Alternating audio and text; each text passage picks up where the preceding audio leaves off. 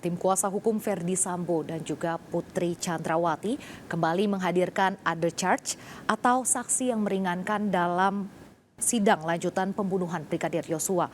Ahli hukum pidana dihadirkan dalam agenda pembelaan dakwaan. Guru Besar Hukum Pidana Universitas Andalas Elwi Daniel hadir di muka sidang untuk memberikan keterangan sekaligus menjadi saksi yang meringankan kedua terdakwa. Tim kuasa hukum Sambo dan Putri menyatakan akan menggali kebenaran mengenai pembuktian dan penerapan hukum pidana atas kasus ini. Sebelumnya, tim kuasa hukum Sambo dan Putri juga menghadirkan ahli pidana material dan formal Mahrus Ali dari Universitas Islam Indonesia. Pihaknya memberikan kesaksian salah satunya terkait dalil pembunuhan berencana yang didakwakan jaksa serta dugaan pelecehan seksual terhadap Putri Chandrawati. Teori monistik justru buatannya dibuktikan terlebih dahulu. Pemirsa, status justice collaborator yang disandang Richard Eliezer menjadi pembahasan dalam sidang pembunuhan Brigadir Yosua. Saksi ahli berpendapat seorang pelaku utama tidak layak dijadikan justice collaborator. Menurut saya pelaku utama itu adalah pelaku yang perannya sangat signifikan dan menentukan di dalam melakukan peristiwa pidana beserta akibatnya itu.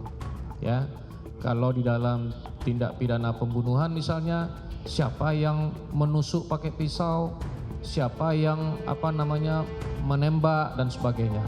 Nah, kalau pihak-pihak yang melakukan perbuatan material itu berarti dia memiliki kedudukan yang signifikan. Sehingga dengan demikian menurut pendapat saya orang yang berkedudukan seperti itu tentu tidak layak untuk diposisikan sebagai justice kolaborator. Inilah salah satu pernyataan saksi ahli pidana Profesor Dr. Elwi Daniel yang dihadirkan tim kuasa hukum Ferdy Sambo dan Putri Chandrawati dalam sidang lanjutan pembunuhan Brigadir Yosua. Status justice kolaborator atau pelaku kejahatan yang bekerja sama yang disandang Richard Eliezer menjadi poin dalam sidang kali ini.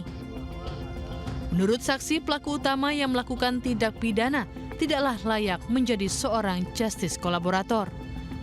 Usai sidang, hal senada juga disampaikan kuasa hukum Sambo dan Putri. Menurutnya, Richard Eliezer yang dinilai telah melakukan kebohongan terkait keberadaan sarung tangan hitam Ferdy Sambo tidak layak menyandang status justice kolaborator. Dan ada beberapa keterangan Richard yang juga tidak konsisten di beberapa tingkat pemeriksaan. Nah, pantaskah orang yang seperti itu, orang yang pernah berbohong dan tidak konsisten, itu diberikan posisi sebagai justice kolaborator? Nah, itu tentu menjadi pertanyaan dan kembali, kalau menurut ahli tadi, kembali pada pertimbangan hakim.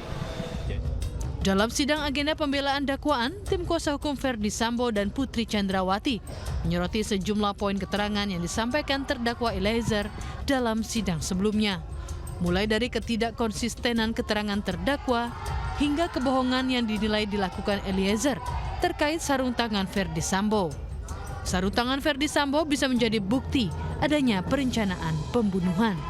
Namun dalam sejumlah rekaman CCTV yang diperlihatkan di persidangan, tidak pernah nampak adanya penggunaan sarung tangan hitam oleh mantan Kadif Propam tersebut. Dari Jakarta, Tim Liputan iNews melapor.